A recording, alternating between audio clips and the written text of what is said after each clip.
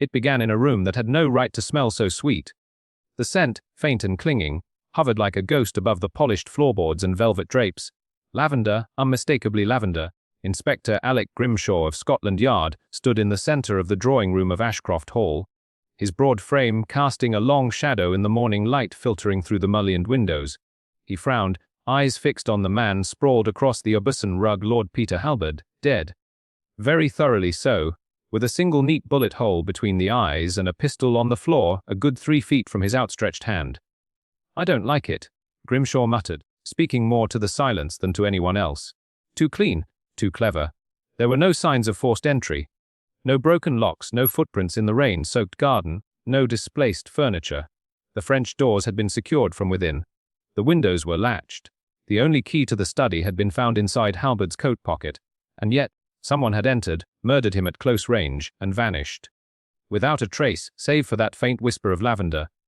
Grimshaw knelt beside the body, taking care not to disturb anything. Lord Halberd's expression was oddly peaceful, the brows slightly arched as though he had been mildly surprised, not afraid.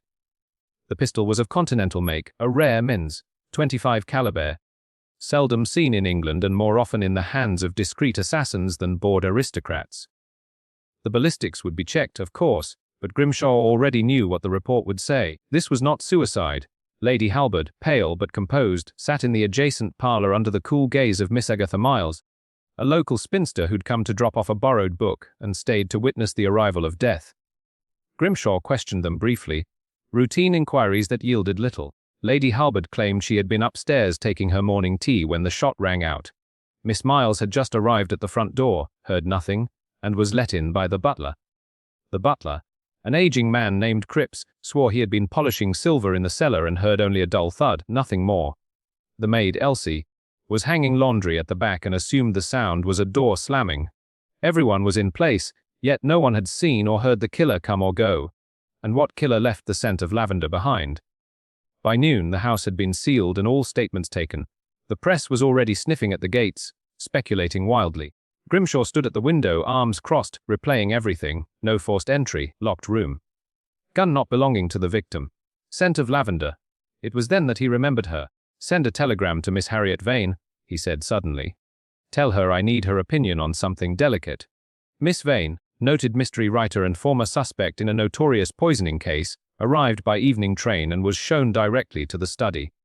She looked at the room with a novelist's eye, sharp, unsentimental, and hungry for story. "It's too neat," she said after a long pause, "too symmetrical. If I were writing this, the solution would lie in the disruption of the symmetry." Grimshaw raised an eyebrow. "And what symmetry do you see here?" She gestured around them. "The fire grate is clean. The chairs are perfectly aligned. Even the books on the desk are stacked too evenly. Someone has cleaned this crime scene, but left something behind they didn't know was important. That scent, lavender? Yes, not the sort used in cleaning agents. This is perfume. A woman's, expensive, subtle, it shouldn't be here and yet it is. That's your asymmetry. But Lady Halberd uses no such scent. Neither does Miss Miles. I checked. Then someone else was here? Someone familiar enough to be close, yet unexpected enough to take him off guard. Someone who could blend in, maybe with the staff, maybe under pretext. They walked through the house again, retracing every possible path. The back hallway, Grimshaw noted, held a coat rack with several cloaks and shawls. Among them, Harriet found a lavender silk scarf, crushed and half hidden behind a thick overcoat. "Someone left in haste," she murmured. The scarf bore no initials. No one among the staff or guests claimed it. It was placed in evidence, and attention turned next to the pistol. As predicted, the ballistics showed it had been fired recently and was unregistered in England.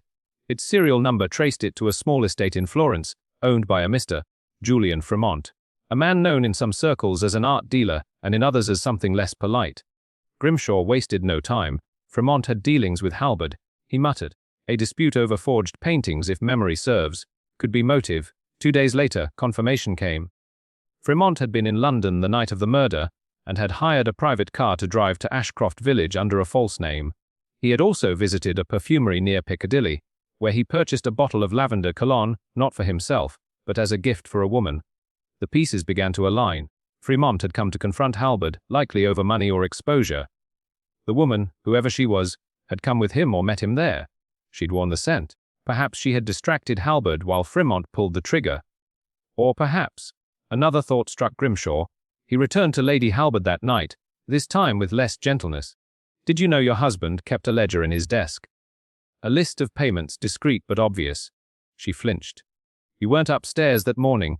You were in the blue guest room. The window gives a clear view of the drawing room. There's a spot behind the curtain, concealed but perfect for watching. You knew Fremont would come. Her silence confirmed it. You didn't stop him. Lady Halberd looked up, eyes hollow. I didn't know he would kill him. I thought Julian only meant to frighten Peter. I stood there and I couldn't move. I heard the shot. I smelled the lavender. And then Julian ran. He didn't even look at me. Later, under quiet pressure, she gave up the final name, a companion, not a servant, not a guest. A woman Halberd had known and cast aside. The one who had worn the lavender, forgotten the scarf, and slipped away before the world noticed. It was an unsolvable crime, until it wasn't. Just a trace of lavender, lingering in a room too perfect to be real. That, and the human failing of assuming no one watches from behind the curtain. The train from Oxford pulled into the village station just after dawn, the mist still heavy along the tracks. From the second-class carriage stepped a tall woman in a dove, grey coat, her hat set at an angle both elegant and practical, her eyes keen behind rimless spectacles. Miss Sylvia Marsh, private investigator and former archivist of the Bodleian Library, had not been summoned by official channels but by the quiet insistence of Miss Harriet Vane, who had penned only a few words in her telegram. Something here doesn't fit, bring your mind. She arrived at Ashcroft Hall 20 minutes later, greeted by a butler whose face remained professionally unreadable, and ushered into the morning room where Harriet stood with a cup of lukewarm tea, eyes fixed on the frost, mottled garden beyond the window. You took your time, Harriet said without turning. You wrote late. Sylvia replied, removing her gloves with calm precision. Is it the sort of murder that wants silence, or the kind that screams in quiet corners? Harriet's lips quirked, faintly. The latter. Grimshaw's thorough, but it's all noise. There's a rhythm here, something offbeat beneath the surface. He's missing it. Sylvia looked around the room, her gaze lingering not on the obvious, no. Never on the obvious. But on the edges, the margins where truth often lurked. The vase of lilies by the door had been moved recently. The hearth rug bore a faint wrinkle where none should have been, and near the tray of unused tea things, an odd stain on the carpet. Too small for blood, too violet for wine. She knelt beside it, pressed a handkerchief to it, sniffed once. More lavender, she murmured. Heavier than what you found in the study. Harriet crossed to her side. You think it was spilt here first. I think whoever wore it paused here. Perhaps alone. Perhaps while waiting. Grimshaw entered just then, his expression torn between relief and professional irritation. Miss Marsh, he said. I hope Harriet hasn't summoned you to question my conclusions. She summoned me to question everything, Sylvia said with no trace of apology. I assume you've catalogued the evidence. Grimshaw gestured toward a table bearing labeled envelopes and plastic sealed items. Gloves, cigarette butts, handkerchiefs. Are here, including the scarf and the pistol. Ballistics matched the bullet to the men's, 25, Italian origin. Our man Fremont has gone to ground. We're tracking him good, Sylvia said. But I'm not interested in the man who pulled the trigger. I want to know why someone let it happen. Grimshaw blinked. You think Lady Halberd's lying? I think Lady Halberd has already told you everything she dares. That doesn't mean she's told you everything she knows. She asked to be shown the guest wing, and Grimshaw obliged, though his patience wore visibly thin. The blue guest room held the perfect vantage point. Harriet had noted a narrow slit between curtain and frame allowed a direct view into the drawing room.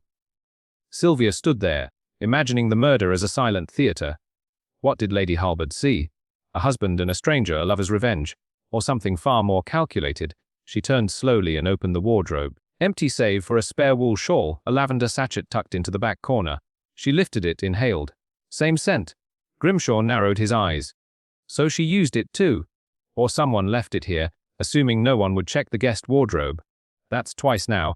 2 places where this scent lingers, apart from the body itself, deliberate.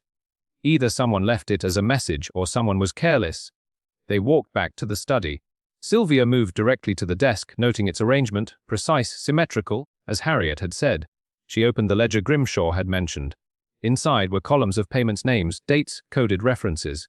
But one stood out, not for its presence, but for its absence. This entry's been erased, she said, scrubbed with more than a rubber. Look here, the paper's roughened. Grimshaw leaned over. We noticed. Couldn't raise anything legible from it. But look at the pressure marks. She tilted the paper, catching the angle of light. You can just make out the bottom half of a capital M, followed by a short name. 4 letters, perhaps. Mara, Grimshaw offered. Marry? Milo. Sylvia stepped back. How many staff do the Halberds employ? 5 in-house: Cripps the butler, Elsie the maid cook, the housekeeper Mrs. Denham, and the chauffeur. No, Mira. Grimshaw frowned. No. They descended to the servants' quarters. Cripps met them, stoic as ever, but it was Elsie who caught Sylvia's eye.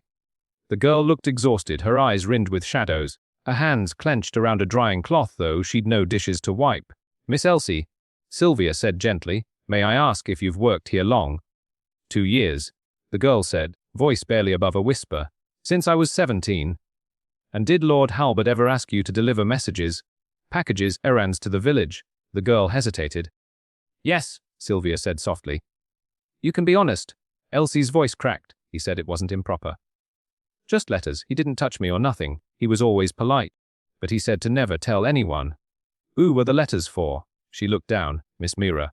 Mira Lonsdale. She lived at the old carriage house, just outside the estate. Nobody knew she was there. Grimshaw straightened. The old carriage house. That place is abandoned. Not anymore, Elsie whispered.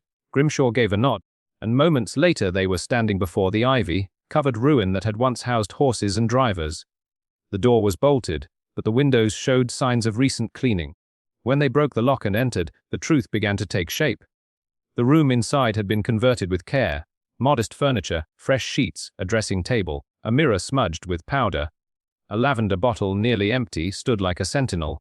On the table lay a photograph, its edges creased from handling. Lord Halbert stood between 2 women, Lady Halbert on his right, smiling, and on his left, holding his arm lightly, a woman with dark curls and unmistakable poise. Sylvia murmured, not just a companion, she lived here. Hidden. Kept. She wore the scent, Harriet said quietly. And Fremont? Grimshaw asked. Sylvia stared at the room, then back toward the path they'd taken. I suspect Mira was more than just a discarded mistress. She had a motive. Perhaps a promise broken. Or perhaps Lord Halbert wanted her gone, and Fremont helped her disappear permanently. But why hide it all so well? Grimshaw asked. Because someone else helped, Sylvia said. Someone who knew Mira was here. Someone who let the pieces fall but swept away the ones that didn't fit. She turned to Harriet. We need to find Mira Lonsdale, dead or alive. She's the key to the whole locked room illusion. And someone here is hoping she never surfaces. The wind had picked up by late afternoon, rattling bare branches against the panes of Ashcroft Hall as Sylvia Marsh returned from the carriage house, her shoes wet from the boggy trail. The room that Mira Lonsdale had inhabited lingered in her mind like the perfume still clinging to her sleeves. Clean lived in secret. Someone had gone to great trouble to erase Mira's presence, and yet she had remained embedded in the margins of the house, like a forgotten footnote in a scandalous novel. Sylvia knew they were not chasing a murderer so much as a story carefully rewritten, one chapter torn out and buried beneath the rest. She gathered the household in the drawing room just after 5. The mood was brittle, the air sharp with withheld breath. Lady Halbert sat stiffly, dressed now in black, her gloves buttoned up to the wrist. Cripps stood near the door, hands folded with military precision. Miss Miles, who had insisted on staying in the village out of curiosity, or guilt, watched with awe-like attention. Elsie hovered beside the tea cart, wringing her apron's hem with anxious fingers. I'd like to clarify a few timelines. Sylvia began, her tone soft but unmistakably surgical. Lady Halbert, you said you were upstairs in your chambers when the shot was fired, but the blue guest room shows signs of occupancy that morning.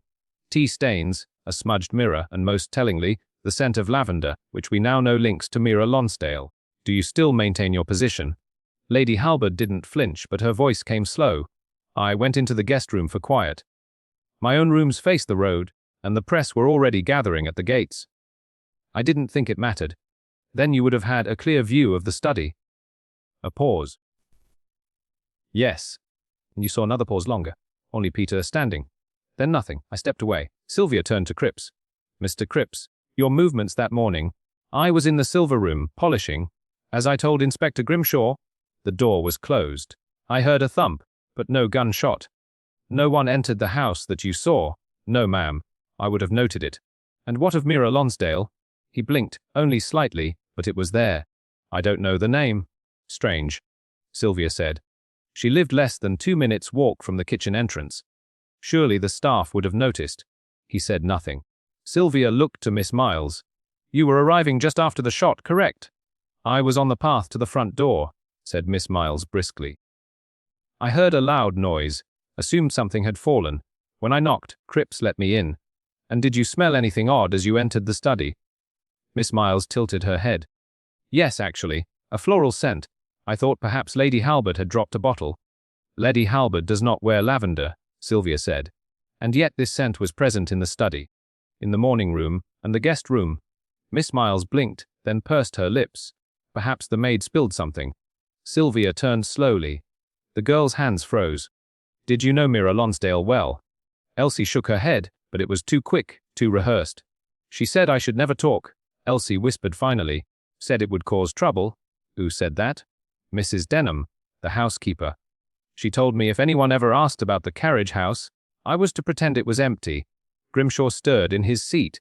Denham hasn't been here in days. Said she was visiting a sick niece in Wiltshire. She left 2 days before the murder, Elsie said. Same morning Mira disappeared. The silence that followed was heavy, broken only by the soft tick of the clock on the mantelpiece. Miss Marsh, Lady Halbert said, standing now, face drawn. Am I a suspect? You were a witness, Sylvia replied. Then you became an accomplice when you concealed the view you had of your husband's death. But what you truly are remains to be seen. Lady Halbert's eyes flashed, but she said nothing. Sylvia stepped toward the desk and placed the recovered ledger in plain view. There's an entry here, scrubbed out, possibly Mira's name. This suggests financial ties. Support a payoff. The question is, was Lord Halbert ending something or being blackmailed to continue it? Miss Miles stirred in her seat. Blackmail? Harriet, who had remained silent until now, leaned forward. Yes, we believe Mira was more than a lover. She knew things, possibly about Halbert's dealings, possibly about someone else entirely, and she disappeared just before he died. A coincidence I don't trust. Sylvia looked back to Elsie. Did Mira ever seem afraid? Sometimes, but more often, she was angry. She said she'd been promised a life outside of hiding, that Halbert was stalling, and that if he didn't act soon, she would. And when did you last see her? The night before. I brought her a package. A letter and something wrapped in cloth. It looked like a pistol, but I didn't dare ask. She was crying. Said it was all going to end soon. Grimshaw stood. Why didn't you mention this before? She said. She said if anyone asked, I was to lie.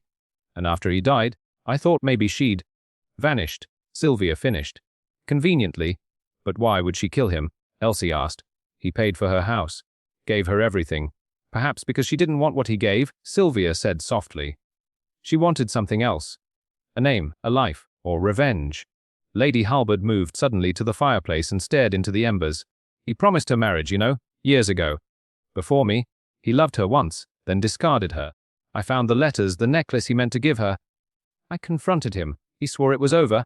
And yet it wasn't, Sylvia said. No, it never was.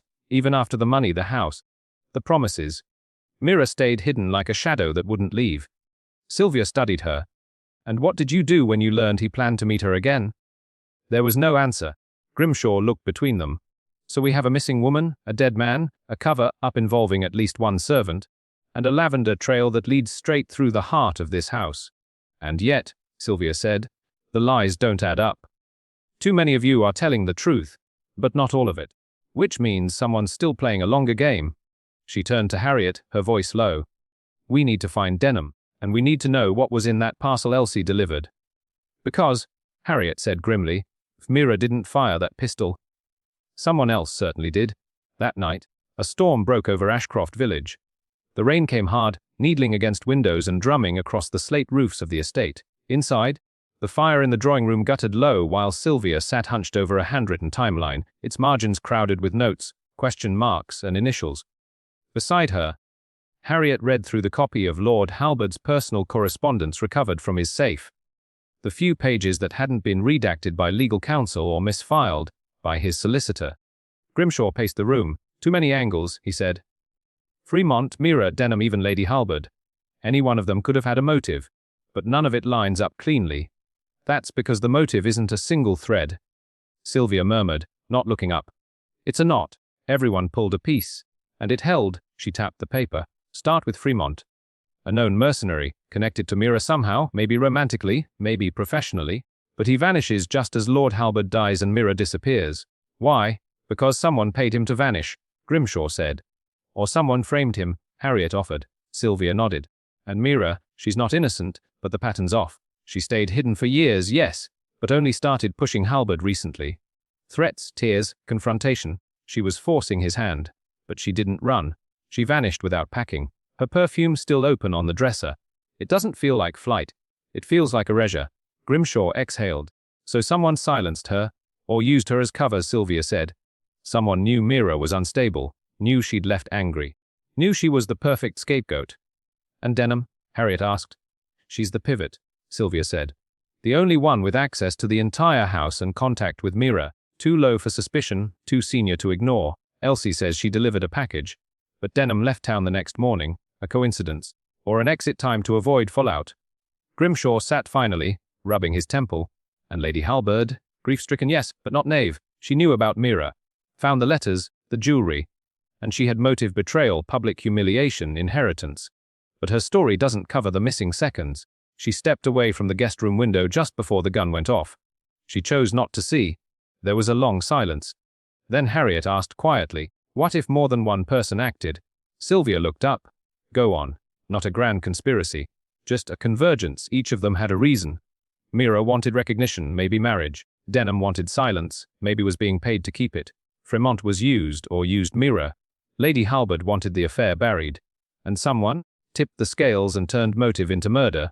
Sylvia stood, crossed to the fireplace, and stared into the dying embers. That's the shape of it, yes. A web, not a line. But there's one strand I can't place. The ledger entry. The erased name.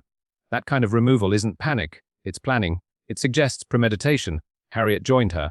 Then the motive isn't passion. It's preservation. Sylvia turned suddenly. Grimshaw, we need Denham. Now, get someone to her niece's cottage. I want to know if she's really in Wiltshire, or if someone put her there. I'll send a man, he said, already heading for the telephone. As he stepped out, Sylvia returned to her notes. One line in Halberd's ledger had bothered her since the starter payment labeled only Akel FL. A simple code repeated every quarter, going back 6 years. Amounts varied but averaged the same. Harriet leaned over her shoulder. That's not Mira's name. No, I think it's a business shell.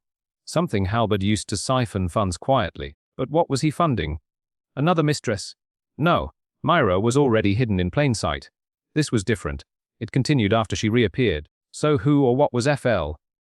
Before they could speculate further, Grimshaw returned, damp from the corridor.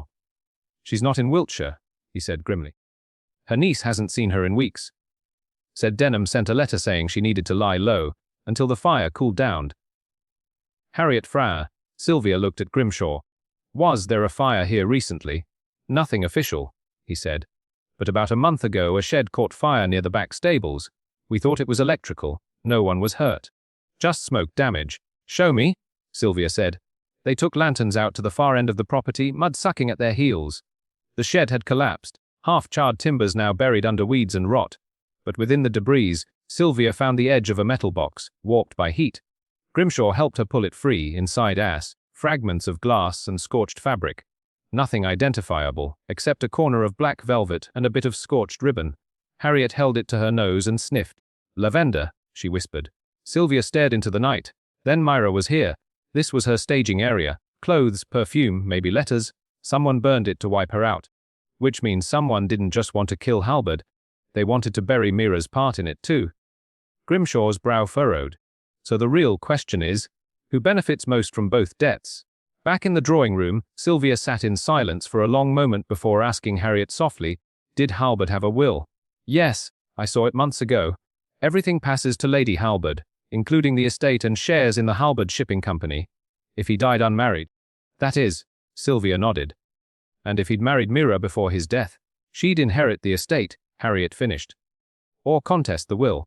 But if she disappeared, and there was no marriage license, nothing could be proved. Grimshaw spoke what they were all now thinking. Then Mira's death, or her silence, is the linchpin. Sylvia rose slowly, her thoughts drawing tight. Fremont didn't kill Halberd. He might have helped Mira, might have played muscle or messenger. But this murder required timing, knowledge of the house, and intimate awareness of everyone's routine. It wasn't chaotic, it was orchestrated. She looked toward the staircase. "Tomorrow morning," she said, "we question Lady Halbert again. But this time, not as a grieving widow." Harriet's voice was low, almost reluctant. "A's what then?" Sylvia's eyes didn't waver. "A's a woman who waited too long, and then decided the knot needed cutting." The following morning, the village buzzed with news that had traveled faster than truth could catch.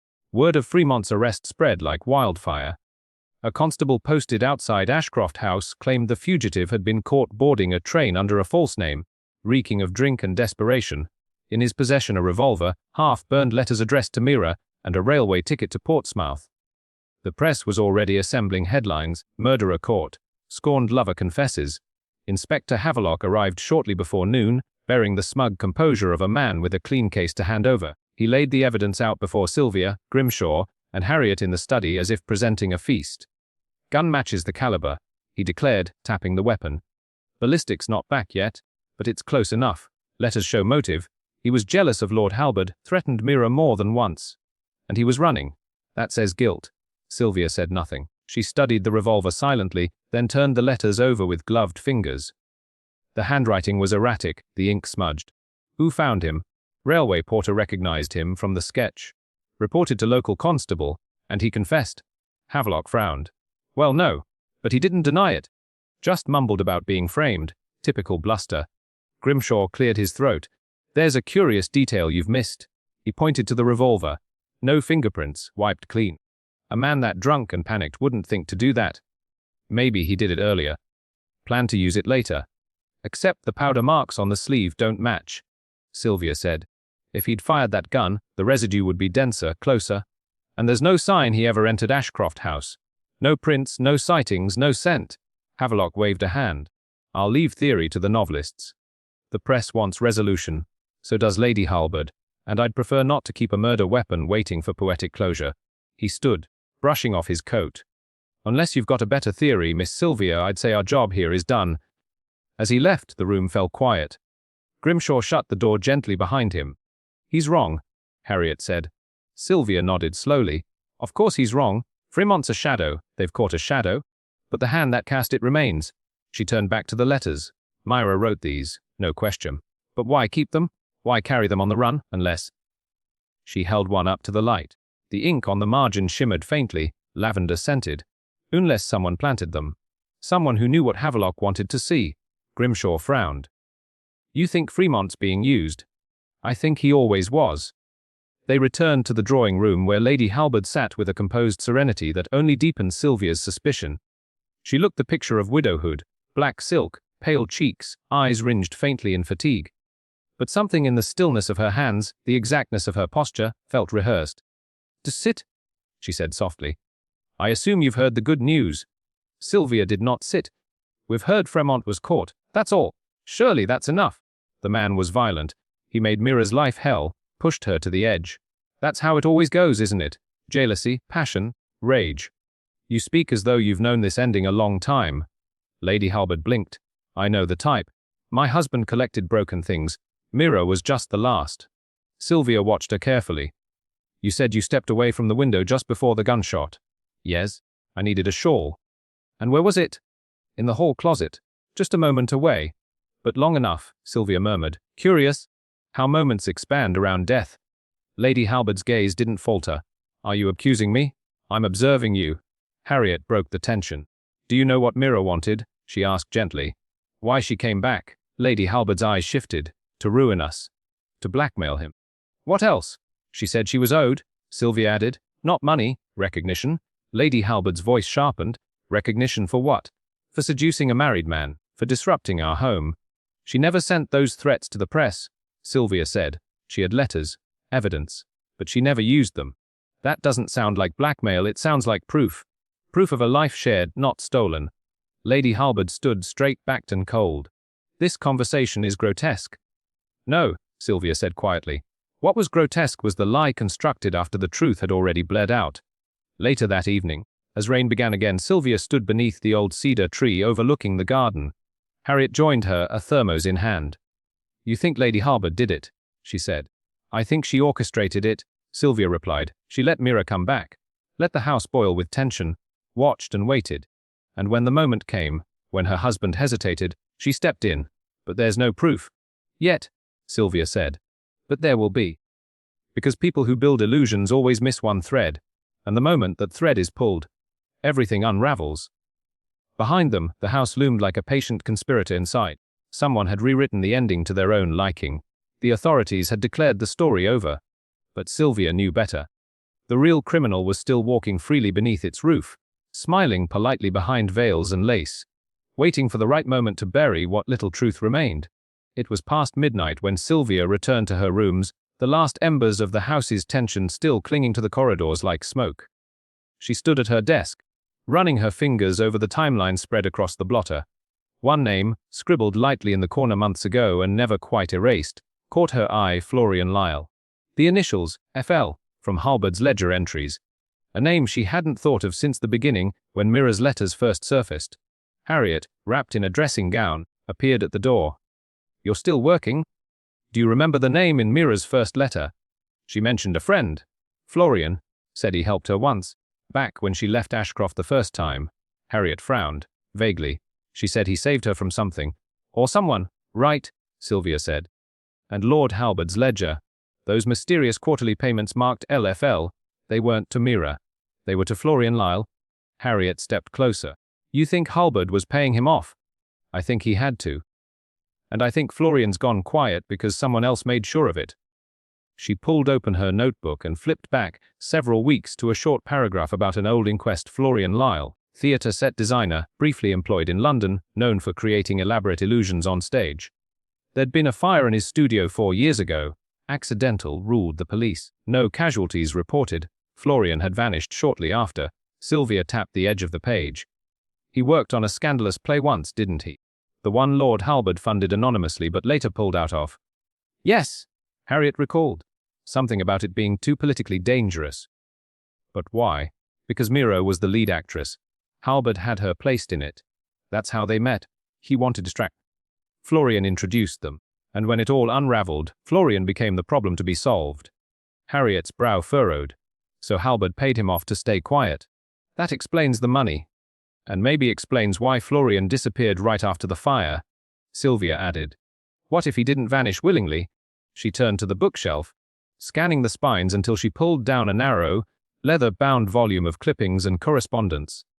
Grimshaw had compiled it during his early investigation into Mira's acting history. Near the back, she found it a photograph of the cast from A Trace of Lavender, the controversial play where Mira had starred. Halbert, behind the scenes, never photographed, but Florian stood beside her, arm resting on the painted backdrop, smiling. There was another face in the photo, a younger woman, her smile composed but eyes uncertain. Sylvia felt a jolt of recognition. "Grimshaw," she said, already heading for the hall. By dawn, the two of them stood in the constabulary archive room, dust heavy in the air. Grimshaw opened the battered registry of prior incidents in Ashcroft and surrounding counties. Sylvia flipped pages, pausing over a water-stained entry dated 8 years prior. Alleged assault on theatre premises. No charges filed. Victim uncooperative. Alleged perpetrator Lord Julian Halbert. Name of the victim, Grimshaw asked. Initial report lists her as LD, an actress. No further details recorded, but Sylvia stared hard at the sheet. It's Mira. It must be. But look, there's a witness signature. F. Lyle. That's when the payments began. Grimshaw leaned over. He saw the whole thing, threatened to expose it. And Halbert paid him to keep quiet. Sylvia nodded. It also explains Lady Halbert's hatred of Mira. Not just a rival, but someone who held her husband's worst secrets in her hands. Mira had power. And when she came back to claim what she thought was owed, Lady Halbert panicked. Grimshaw drew in a breath. She'd want it buried. Everything? Mira, the affair, the scandal, even Florian. And what better way than to let Fremont take the blame? He's conveniently messy, already unstable, and easily manipulated. They returned to Ashcroft just after sunrise, the sky over the estate bruised with purples and grey. The household had not yet stirred. Sylvia and Harriet slipped into the study where Lady Halbert had kept her private correspondence. Harriet watched the corridor while Sylvia quietly picked the lock on the bureau drawer. Inside, a stack of letters bound by violet ribbon, the same shade Mira had once worn in her performances. Sylvia unfolded one. It wasn't Mira's handwriting, but it mentioned her. The ink was smooth, deliberate. You've told me nothing of her return. I trust you've handled it. We cannot risk the past emerging. Too much rests on silence. It was unsigned, but the postmark came from Dover, a boarding house connected with theatre retirees. Harriet leaned in. Could that be from Florian? Or someone using his name? Sylvia said. Either way, he's still out there, or was until recently. She pocketed the topmost letter and closed the drawer. Later that morning, a new report came in from the constable station near Wiltshire. Denham had been spotted, not at her niece's, but at a seaside village north of Brighton, where she was living under her maiden name. When approached, she had fled. Sylvia stared at the report. She's running, not from guilt, but from someone who made her part of the cover-up. Harriet frowned. Lady Halberd, perhaps. Or someone else connected to Florian, someone who knows the whole truth is inching toward the surface. Sylvia stood slowly, her voice low. The crime didn't begin with Lord Halberd's death. It started years ago, in a theatre filled with smoke and secrets. What happened on that stage left too many witnesses. Now, one by one, they're being silenced. Outside, the summer clouds began to darken again, the wind rising with a storm's edge. The past had risen, like a tide returning to claim what was never truly buried. The rain had begun to fall again, soft at first, then gathering in force until it drummed steadily against the stone mullions of Ashcroft Hall. Sylvia stood beneath the overhang of the greenhouse, watching droplets snake down the glass panels. Inside, Harriet moved among the pots, her voice hushed as she recounted her conversation with the gardener, who'd worked under Lady Halberd's direction for years. She insisted the lavender pots remain untouched. Even last winter, when they were near dead, ordered them replaced from a nursery near Dover, Harriet said. Odd, don't you think? Very. Sylvia murmured, her eyes scanned the rose. Lavender neat, ordered. Blooming out of season. Especially given the scene of the murder. That trace of lavender perfume. It never made sense. It wasn't from Mera, Harriet said. She never wore perfume. Not even on stage, no. But someone wanted us to think she did. Sylvia turned from the greenhouse and walked back into the main house. The drawing room was empty, fire low in the grate. On the writing desk sat a decanter and 4 mismatched glasses. Remnants from the night Halberd died. She took a seat, silent for a moment, then glanced up as Grimshaw entered. You've that look again, he said, half smiling. What is it now? I need them all in the same room. Sylvia replied, Lady Halberd, Meerut. Denham, if she can be found. I want to try something unconventional. Unconventional how? A reenactment. Not of the murder, but of the lie. Grimshaw frowned. Explain. Sylvia reached into her satchel and pulled free the letter from the bureau, the one referencing Mera sent from Dover. Then she laid beside it a small vial, still sealed, labeled only with the botanical name Lavandula angustifolia. We've been chasing evidence. Now let's chase reaction. By midday, the drawing room was set. The guests assembled uneasily, Lady Halberd icily composed, Mera withdrawn but wary, Fremont glassy-eyed and twitching, and Denham brought under discreet escort. Sylvia took her place at the mantel and lit a single candle on the table beside her. You've all cooperated, she began. Yet the truth remains elusive. Lord Halberd is dead, and every thread we've followed leads us back here, to this room. So today we will recreate what happened, but not in the usual way. She turned to Harriet, who passed out slips of paper to each guest. Write what you saw that night. 1 sentence. Place your version in the bowl on the table. No names, no accusations. Just truth, as you understand it. There was hesitation. Denham scowled. Lady Halberd lifted her pen with practiced disdain, but one by one they complied. Sylvia mixed the slips and handed them to Grimshaw. He read them aloud. He argued with someone, loudly. She went upstairs, and he followed. He drank. She waited. They was lavender. Not hers. The last one rang out like a bell. Sylvia waited, eyes scanning the room. No one moved. Then she lifted the vial. This, she said softly, is the exact scent found in Lord Halberd's study. It's rare. From a particular strain grown only in 3 known greenhouses, one of which supplied this estate under Lady Halberd's direct request. She unstoppered the vial and let the scent waft gently into the air. Denham flinched. It was slight. Barely a breath. But it was there. A twitch of the hand, a sudden paleness, a glance not at Sylvia, but at Lady Halberd. Familiar. Sylvia asked, fixing her gaze on Denham. I don't know what you mean. Oh, I think you do. You've smelled it before. But not in the study. No. In the greenhouse? In the envelope that came from Dover. Denham's composure cracked. I was only. You were the messenger. Sylvia said. Someone used you to transport the perfume. A test. They wanted to see if Mera would react. If the scent would stir something. But it didn't, because she never wore it. You knew then you'd been tricked? I didn't. Denham stopped. Her hands trembled. It was her idea, she said finally, nodding toward Lady Halbert. She said it would prove something. Said Myra would betray herself. I didn't know what it meant, only that I was to watch. Sylvia turned to Lady Halbert. That explains the strange contradictions. The hint of lavender planted on the scene. You were orchestrating a play of your own. Lady Halbert said nothing, only crossed her arms. Amira returned, not for revenge, but for truth. And that terrified you. You knew Florian hadn't died in a fire. He'd vanished because you helped him vanish, or perhaps made sure he couldn't speak. There was a silence that stretched thin as wire. Then Mira spoke softly. He told me once he kept everything, letters, sketches, even scripts. If Florian is still alive, or if someone's hiding what he knew, the truth didn't die with Julian. Sylvia nodded. Which means our next step is clear. We find Florian. Or what he left behind. The candle flickered in the dim room. Outside, the storm had passed, but a different kind of pressure settled over Ashcroft. Less like weather, more like reckoning.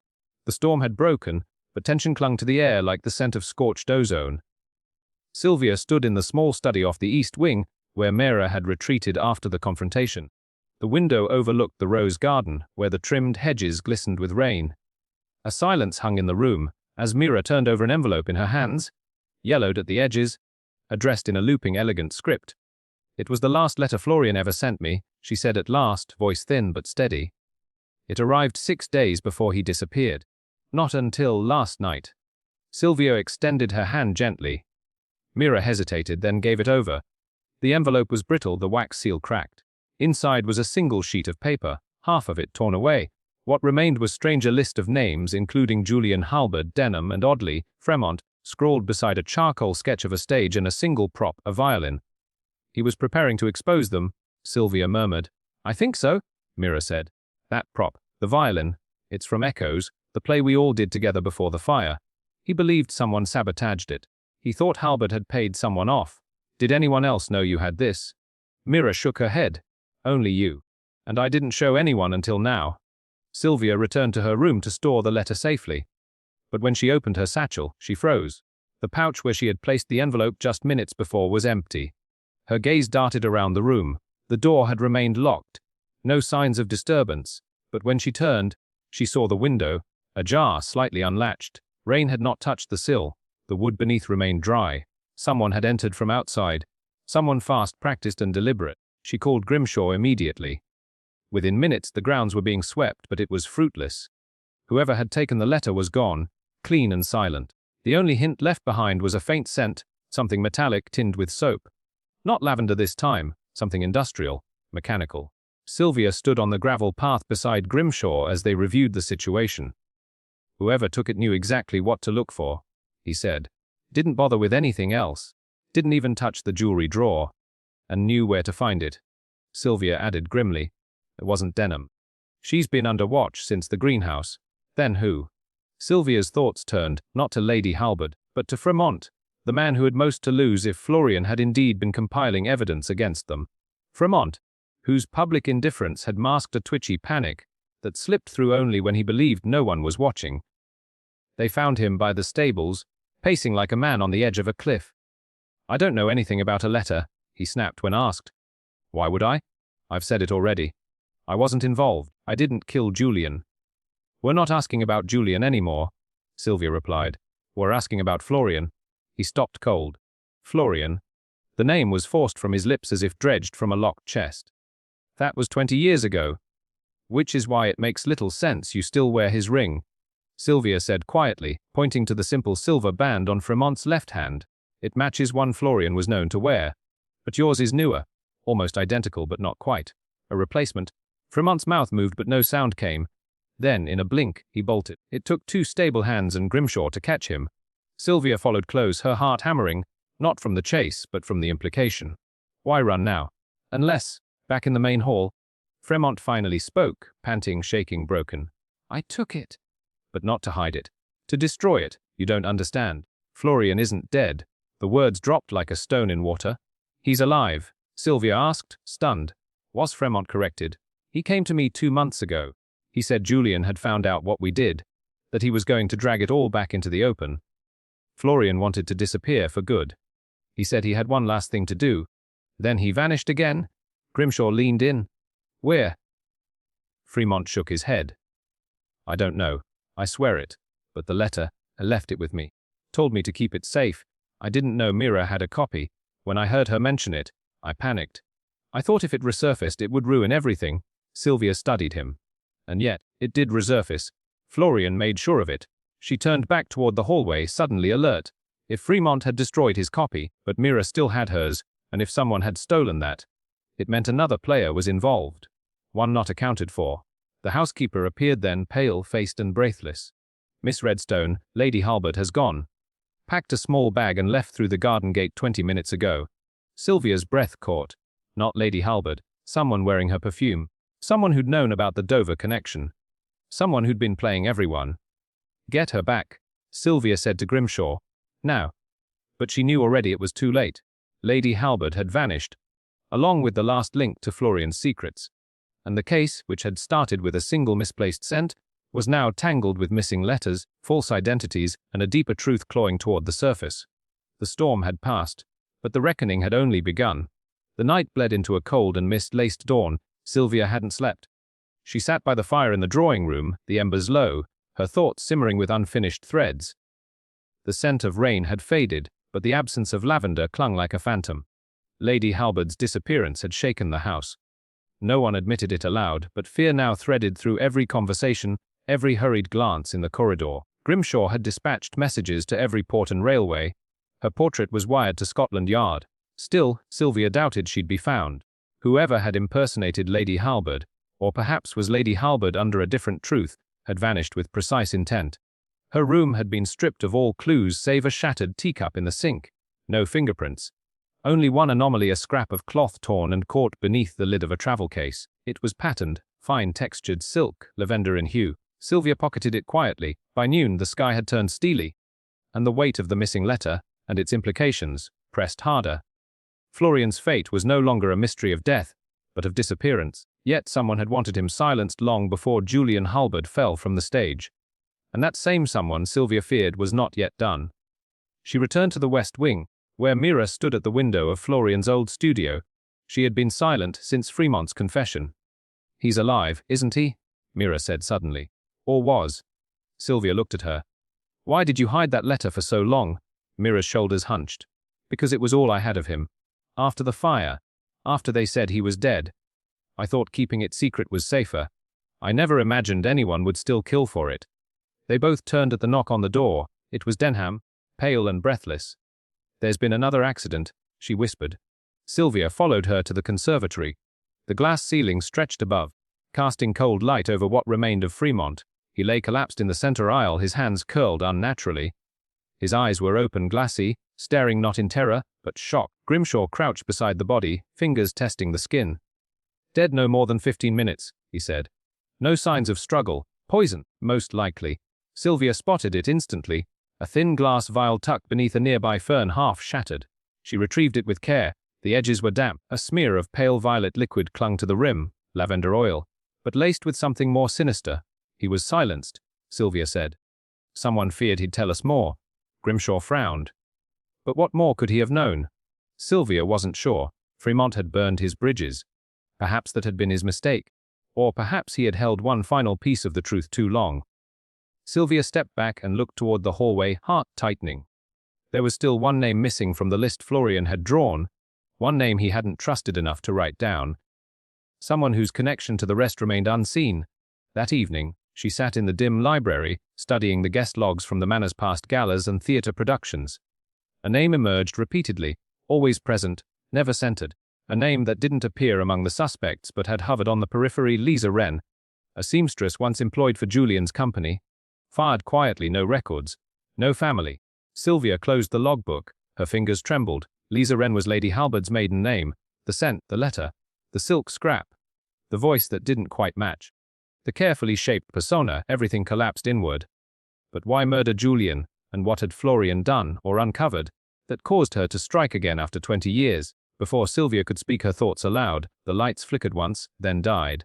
The manor plunged into darkness. She heard a scream, distant, from the West Wing. Sylvia rushed toward it, torchlight bouncing across the hallway. Mira was gone. Her bedroom door hung open, the sheets torn, the window wide. No sign of a struggle. Only one thing remained, a single lavender bloom, pressed beneath the window latch. Not left in haste, left as a message. Mira had been taken.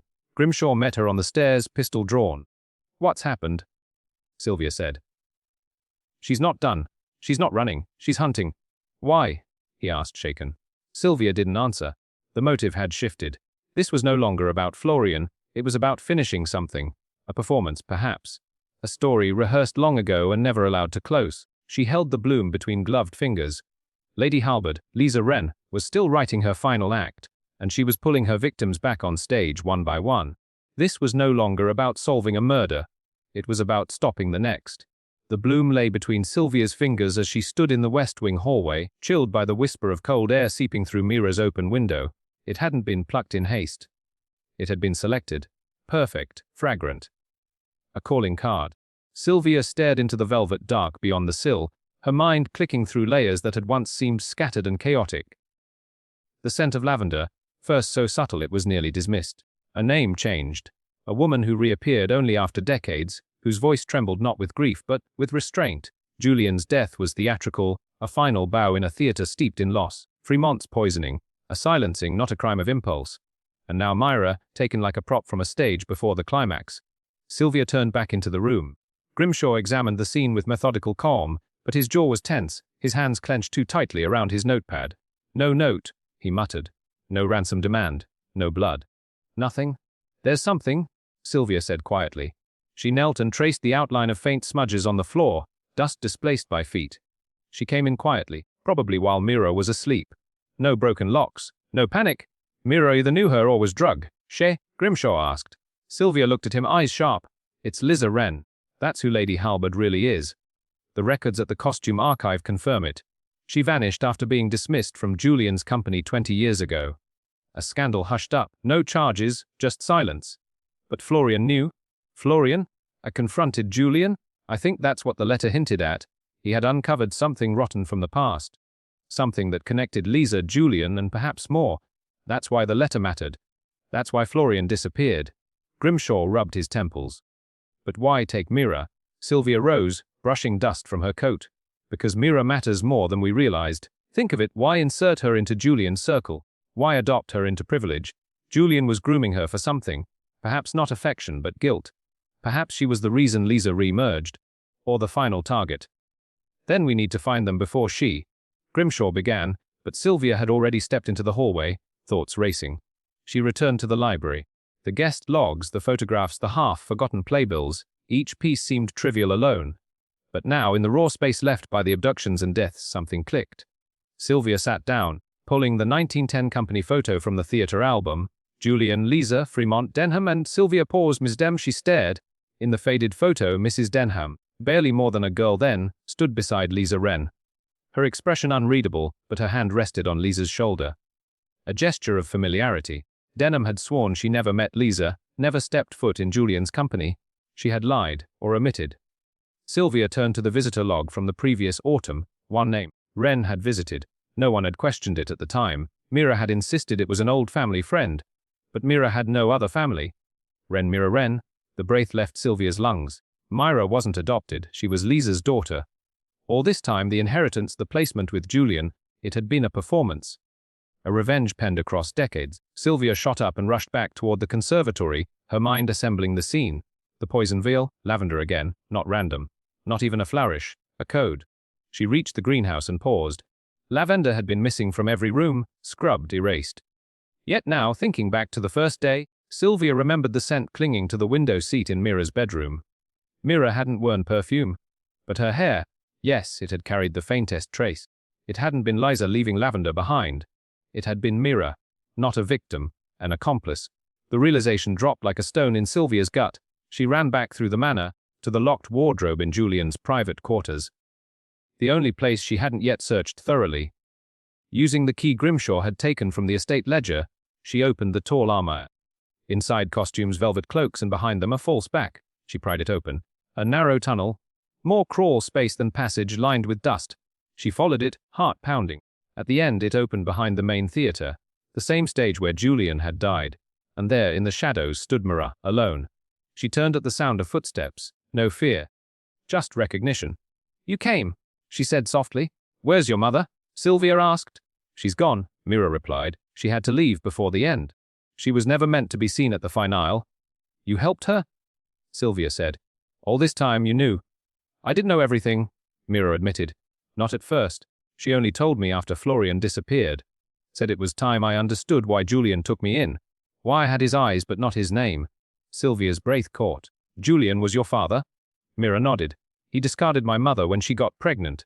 She was too lowly, too common for his legacy. He paid her to vanish. But she waited. She raised me near the stage, taught me to watch from the wings. She said one day we'd perform together. And we did. You killed Fremont, Sylvia said. And helped disappear Florian. Mira's expression wavered. Fremont was a cruel man. He betrayed her. And Florian, he wasn't supposed to die. He was supposed to talk, but he tried to run. And Julian, mother pushed him. She wanted him to see her face as he fell. Sylvia stepped closer. Where is she now? Forever, Mira said. She made sure of it. But she left you behind. She said I had my own ending to write. Sylvia looked at the girl who had been daughter, victim, tool, and now, perhaps, villain. The bloom of lavender still sat in Sylvia's pocket. The final act hadn't yet played out. Mira, she said, you can stop this now. End it without more blood. Mira's eyes shimmered. The play's over. There's no one left to kill. Sylvia didn't believe that. But she saw, at last, the pattern. The tragedy had always been scripted. And now the audience had finally seen behind the curtain. Sylvia watched the flicker of uncertainty on Mira's face, the faintest hesitation, like a candle's shiver before extinguishing. The girl stood on the edge of her own confession, one foot in the past, the other poised toward something far more dangerous than even she fully understood. You said there's no one left to kill, Sylvia said gently, but I think you're wrong. You haven't finished your mother's story, and I don't think you know how it ends. Mira's shoulders tensed. I do, she whispered. I've lived it. Sylvia stepped forward slowly, not breaking her gaze. No, you've lived her pain, not your own. There's a difference. The old theater space, lit only by narrow shafts of light from above, gave the scene an almost dreamlike unreality. Dust hung suspended in still air. The stage that had once hosted comedies and dramas now served as the closing act of a tragedy rehearsed for 2 decades. Yet beneath the final curtain was something more than vengeance. I read your letters to Denham, Sylvia continued. The ones you thought she burned. You said you didn't feel real unless you were pretending to be someone else.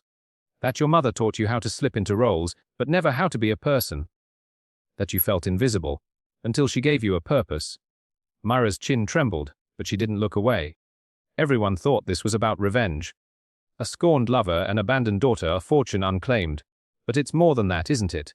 Mira blinked slowly. You were never just playing your mother's part. You were trying to become her, and in doing that you thought you'd finally matter? No, Mira murmured. It wasn't about that. It was about justice. What Julian did was unforgivable, Sylvia cut in, gently but firmly. He cast her aside, lied. Bought silence with shame. But your mother didn't just want to punish him. She wanted to replace him. And you were the vessel. The girl stepped back. I wanted to know who I was. I wanted the truth. You had it? Sylvia said.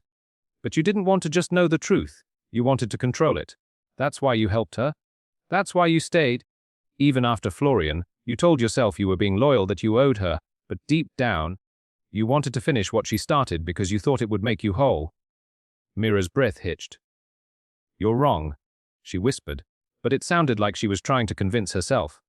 She loved me. She did, Sylvia said. But she also used you. Just like Julian used her. Silence fell. Sylvia approached slowly, her voice calm but insistent. Do you remember the first time you saw the stage? You told Grimshaw it felt like home. Not because you loved theater, because it gave you an identity. Every costume, every role, another mask to wear, another escape. Mira's arms wrapped around herself, defensive. So what? Everyone wears masks. Not everyone kills for them. The truth hung in the air, undeniable. Mira was not a cold-blooded killer in the traditional sense. She was something far more dangerous, a girl who had buried herself so deeply in a constructed self that she could no longer distinguish between acting and living. She convinced you the world was a stage, Sylvia said softly. That people are either performers or audience, but that's not life, Mira, that's tragedy. A sob escape, raw and unguarded. I didn't mean for it to happen like this, Mira said. After Julian, she said it would stop. that it would be over. But then Florian started asking questions. Then Fremont. And every time it was like we were back at the beginning again. So you kept going, not for her. For you. I thought if I followed through, it would fix me. Mira admitted, eyes wet. That maybe I'd feel like a real person, not just a script she wrote. Sylvia nodded, heart heavy. You didn't want to avenge her. You wanted to become her. You thought if you completed her story, you'd understand your own. Mira didn't reply. The tragedy is, Sylvia added, you were always more than her story. You just didn't believe it. Footsteps echoed behind them, Grimshaw and 2 constables, silent until now. Sylvia didn't look back. Mira didn't run. She turned to Sylvia and said, will you tell them everything? I'll tell them what matters. Sylvia replied, the truth, not just the performance. Mira nodded, as if she had been waiting for that line all along. Later, as the police led her away, Mira looked over her shoulder one last time, not at the house or the stage, but at Sylvia. For a fleeting second, her expression was not one of guilt or fear, but relief. The curtain had fallen, the role was over. Sylvia stood in the wings alone. The storm that had loomed all day finally broke. Rain spattered the rooftop and drummed the windows. Somewhere deep within the house, a door creaked shut. The truth, Sylvia thought, had not been about inheritance or murder or even justice. It had been about identity, about what happens when a life is built on borrowed lines and stolen scenes. Mira Wren had killed not just to avenge a past, but to anchor a self, and in doing so, she had lost the only real thing she ever had herself. There was no applause, only rain. The trap was set with all the subtlety of a whispered line behind the curtain, planned, rehearsed, and waiting for its cue. Sylvia had returned to the Lavender house under the cover of dusk, the sun bleeding faint orange across the sky as if reluctant to witness what came next. The garden, once manicured with obsessive precision, now seemed overgrown and disoriented. Like a stage after the play has closed. Inside, the drawing room remained almost exactly as it had been the night Julian was found dead, save for the absence of people, and the presence of silence thick enough to hold its breath. The air still carried the faintest trace of lavender, though the real bloom had long since wilted. It was, Sylvia reflected, an appropriate scent for the final scene, sweet, fragile, and steeped in death. Grimshaw and the constables were stationed discreetly outside, their roles not unlike silent stagehands. Sylvia had asked them for patience and for trust. The rest, she assured them, she would handle. Mira had been taken into custody days ago, but the story wasn't finished. Her confession had come in fragments, half-truths and faded memories wrapped in grief. There was one name that remained evasive, one player whose mask had never fully dropped, Denham Wren. The father who had once abandoned his family, the man who had returned only to watch it unravel from the wings. Sylvia had kept an eye on him, observing the cautious movements, the careful silence. He hadn't protested Mira's arrest. He hadn't asked questions. He had simply waited. And in that waiting, Sylvia had seen something not quite grief, something more akin to calculation. The bell rang precisely at 8. Denham's arrival had been engineered by a letter Sylvia had forged in Mira's handwriting. An invitation cloaked in sentiment, laced with one irresistible hook. I know the whole truth now. Please come.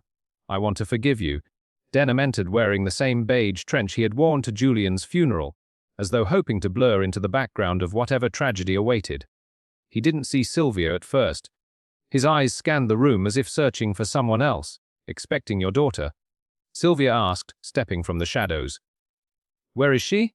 Safe. And watching, though not from here. He gave a thin, unconvincing smile. What is this? The end? Sylvia said simply. She gestured toward the chaise, but he remained standing. You were clever, Mr. Wren. Too clever, perhaps. You sent your daughter back into a house you once fled from. You watched her become someone else, watched her twist herself into the likeness of a woman you betrayed, and you didn't lift a finger to stop it. Denham's face gave nothing away. I didn't make her do anything. No, Sylvia agreed. But you didn't have to. You built the stage. Your silence wrote the script. He moved toward the drinks cabinet, his hand surprisingly steady as he poured a splash of whiskey. You sound like you've rehearsed this. I've been watching a tragedy unfold, Sylvia replied. I've had time. Denham sipped. You think I'm the villain? I know you are. There was no rise in her voice, no accusation, just certainty. She stepped closer.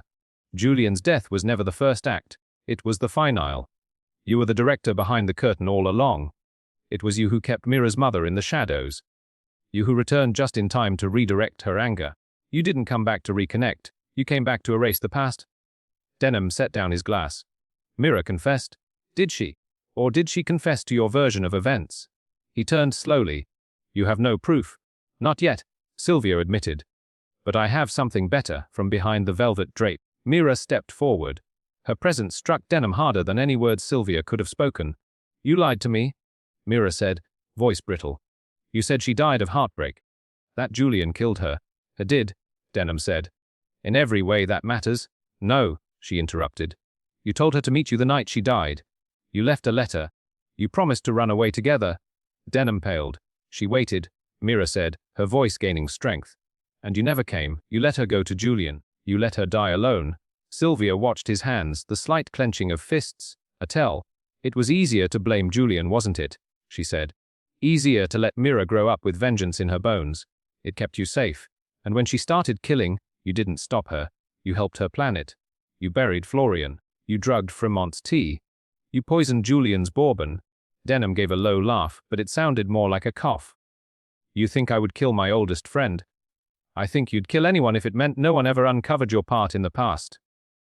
Mira was shaking now. You used me. No, he said quickly. I protected you. I gave you something to believe in. If you'd known the truth back then, if you'd known she wasn't coming back, you'd have broken. I did break, she whispered. Sylvia moved between them. It's over. We found the remains beneath the garden shed. The locket in her dress held your name. Her final letter, unsigned, but in her handwriting, begged you not to let Mira become her shadow. Denham's shoulders slumped, the pretense falling away like scenery struck from the stage. I never meant to kill her, he said. I wanted out. I told her to wait. I panicked. I never expected she'd go to Julian instead. You let your daughter grow up worshipping a ghost, Sylvia said. And when she started wearing her mother's face, you let her. That's the worst part. You didn't kill Mira's soul. You just left it to rot. He moved, suddenly, toward Mira, but Sylvia stepped in, voice sharp. Don't. The constables entered then, summoned by the signal Sylvia had arranged. Denham didn't resist. He looked at Mira once, then turned his gaze away. As they led him out, he paused in the doorway. You still don't understand, he said to Sylvia. I wasn't trying to erase the past. I was trying to rewrite it. Then he was gone. Mira stood alone in the aftermath, tears tracking down her cheeks. Sylvia touched her shoulder. Let's go, she said. The curtain's down. Mira nodded, and together, they stepped into the quiet. Just as the weight of Denham Wren's arrest seemed to settle, casting a shadow of finality over the case, Sylvia lingered in the dimly lit corridor outside the Lavender house.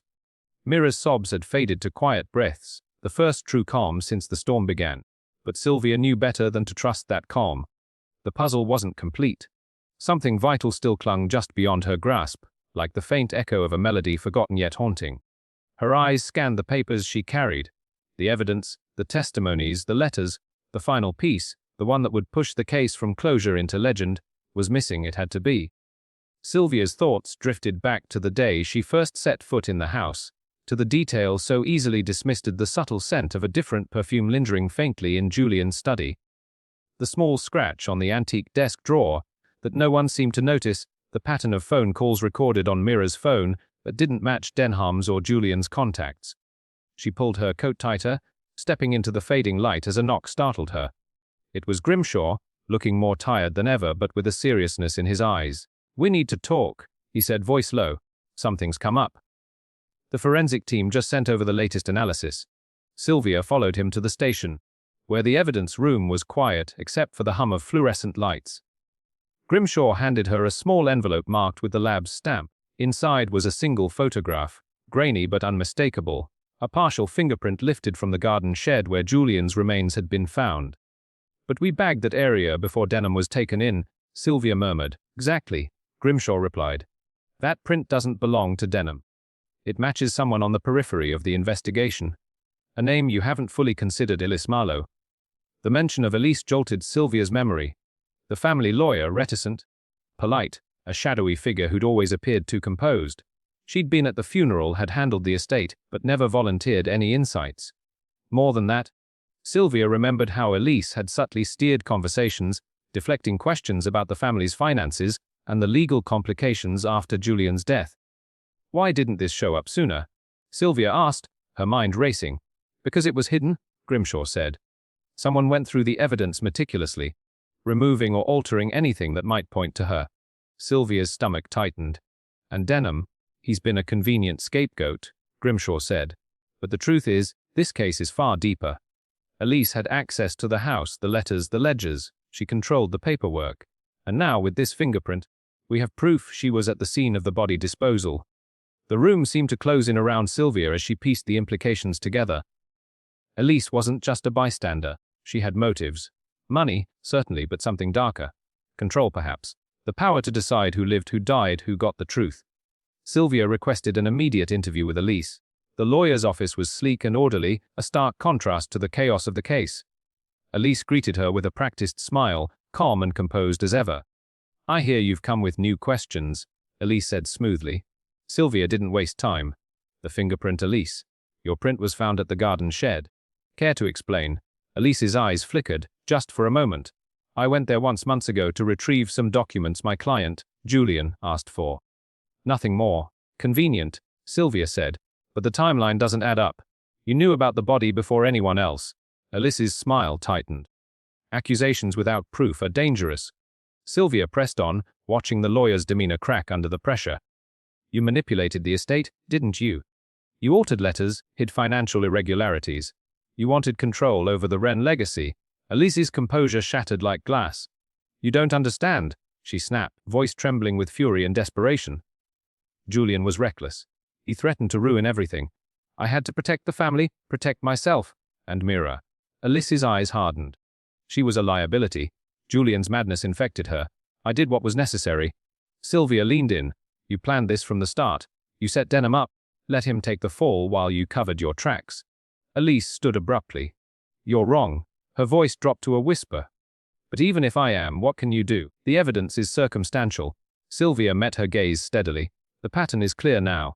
You underestimated the resolve of someone who doesn't just see the surface." Before Elise could respond, the faintest noise echoed through the office. Soft, deliberate footstep. Sylvia's eyes darted toward the door, just in time to see a shadow slip behind it. The game was not over. Not yet. Sylvia's hand went to her coat pocket, where the small pistol rested. A precaution, but one she hoped never to use. The stakes had risen far beyond murder and inheritance. The battle for truth was now a fight for survival, and Sylvia was ready. Sylvia's heart pounded as the shadow vanished through the side door, disappearing into the dim hallway beyond Elise's office. The room suddenly felt colder, charged with a tension that prickled her skin. Without hesitation, she called out sharply, "Stop! Police!" But only silence answered. Elise stood frozen, eyes wide, a mask of shock masking something deeper, fear, perhaps guilt. Grimshaw and two officers arrived moments later, summoned by Sylvia's terse message. They swept the premises, but the intruder had vanished without a trace. Sylvia's mind raced. This was no mere coincidence or random escape. It was a calculated move by someone who knew exactly how close the net was closing. Elise had been a crucial piece in the puzzle, but there was more lurking beneath. Back at the station, Sylvia laid out the case once more, meticulously recounting the trail of evidence and deception that led to Elise's doorstep and beyond. The fingerprint at the garden shed was the linchpin, but Sylvia highlighted the overlooked details that had slowly emerged like faint stars on a dark night. The scent of lavender, she began, not just a subtle perfume but a calling card. Mira's lavender sachet, the subtle scent in Julian's study, the faint trace found on the broken drawer lock, each a breadcrumb left deliberately or accidentally by the true perpetrator. Elise's office held a hidden vial of the same fragrance, a detail that ties her closer to the scene than she admitted. Grimshaw nodded thoughtfully. And the letters, the forged signatures, the altered wills. All steps to divert suspicion and mask a motive rooted deeper than inheritance. Elise wasn't just protecting the family fortune, she was preserving a secret, a shadow from the past that Julian threatened to expose. Sylvia unfolded a yellowed letter dated decades earlier, discovered tucked away in a forgotten archive. It detailed a scandal involving the Wrens, a clandestine affair and a lost child whose existence had been erased from official records. Julian had uncovered the truth and planned to reveal it, potentially destroying the family's reputation forever. Elise's desperate measures were born not only from greed but from fear of that secret becoming public. Sylvia explained. She orchestrated the murder and the cover-up to silence Julian, knowing the damage his revelations could cause. The room fell silent, the weight of decades-old sins settling heavily on everyone present. Yet, despite the mounting evidence, Elise remained elusive. Her escape attempt confirmed one chilling fact: she was willing to vanish into the shadows rather than face justice. Days later, Sylvia received an anonymous tip, a cryptic message directing her to a secluded cottage miles from town. Accompanied by Grimshaw and officers, she approached cautiously. The door creaked open, revealing a sparse interior, and no sign of Elise. But on the worn wooden table lay a carefully folded note, written in Elise's precise handwriting: "Justice is not always served by the law. Some truths demand a higher reckoning. You have uncovered much, detective, but the game is far from over." Sylvia folded the note slowly, a grim smile touching her lips. The case that had begun with a faint trace of lavender now left her with more questions than answers. A chilling reminder that evil wears many faces and sometimes slips through even the tightest net. As she stepped back into the fading twilight, Sylvia reflected on the trail of clues. The scent, the scratches, the lies that had led her to this moment. Her instincts, sharp and unwavering, had unraveled the web of deception, yet the final strand remained elusive. The city breathed around her, unaware of the shadow that still lurked. Justice had been served in part, but the true reckoning was yet to come, and Sylvia was ready, ever watchful, one step ahead in the endless dance between truth and darkness. The fading light of dusk stretched long shadows across the quiet street as Sylvia walked away from the deserted cottage. The note in her pocket felt heavier now than when she first unfolded it, its cryptic words echoing in her mind. Justice, it said, was sometimes beyond the reach of the law. A higher reckoning awaited. But what did that truly mean, and who, if anyone, was still orchestrating the unseen game behind the scenes? Her steps slowed as she approached the park bench where she often paused to gather her thoughts after a case. The city was settling into its usual evening rhythm. Carriages rolled by, voices drifted from nearby taverns, and gas lamps flickered to life. Yet beneath the mundane, an unsettling tension lingered. Something was unfinished. A piece of the puzzle still eluded her. Sylvia pulled the note from her pocket again, this time scrutinizing the delicate handwriting more closely. There was something in the way the letters curved, an unusual flourish on the capital J, and a tiny dot above the Y that seemed out of place.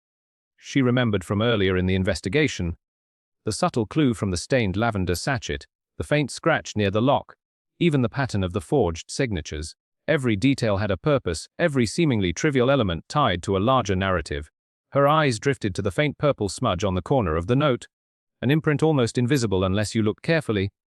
Lavender unmistakably, but this time, the scent wasn't just a calling card, it felt like a signature left deliberately to provoke, to taunt. Could Elise's disappearance be more than an escape? Had she sent this message herself as a warning? Or was there an accomplice, someone still weaving threads unseen, pulling the strings in the shadows? The thought prickled Sylvia's skin. Reaching into her coat pocket, she retrieved the worn envelope from the forgotten archive, the one containing the decades-old letter about the Wren's scandal. She had reread it countless times, but now something nagged at her. The letter spoke of a lost child, erased from all records, but the details were vague, shrouded in euphemism and deliberate omission. Why had Julian been so certain about this secret? And why had Elise been so desperate to bury it? The weight of those questions settled around her like a dense fog. Sylvia's instincts told her this was not just a crime of inheritance or revenge. It was a story stretching back generations, one tangled in fear, shame, and silence. A sudden movement caught her eye, a man seated a few benches away, his profile half hidden in shadow. He wore a threadbare coat and a hat pulled low, but something about his posture struck her as deliberately casual. Their gazes met briefly, and he gave a subtle nod before disappearing into the gathering night. Sylvia's pulse quickened. She was being watched. Pulling her collar higher against the chill, she allowed herself a brief smile. The game was far from over.